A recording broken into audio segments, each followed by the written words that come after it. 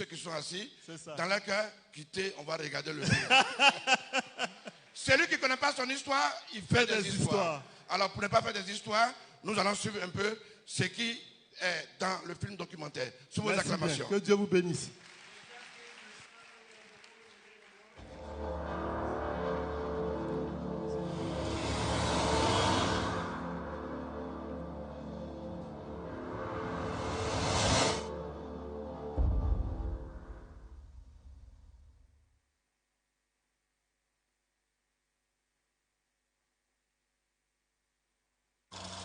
La Côte d'Ivoire, 1975.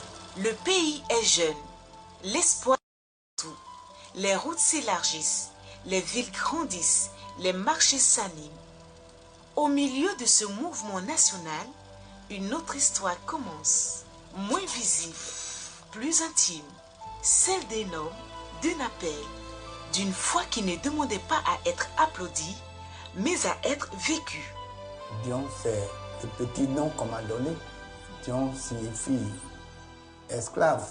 Dion means slave. Le témoignage de mes parents, j'étais né prématuré et maladif. I was born before the time I was sick, and in the Dion language, veut dire esclave.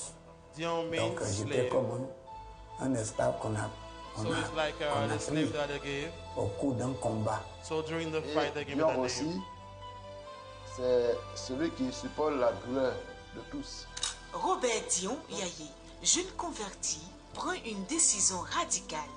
Il laisse tout derrière lui pour suivre une voie intérieure, celle de Dieu. Les noms qu'on porte sont des programmes.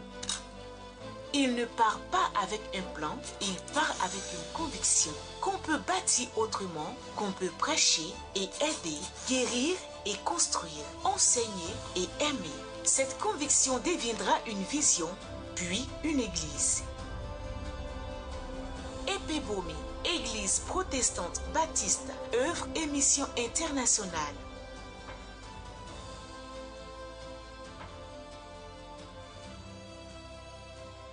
On dit œuvre et mission, mais c'est sur la base d'un verset biblique que Dieu a révélé à son serviteur.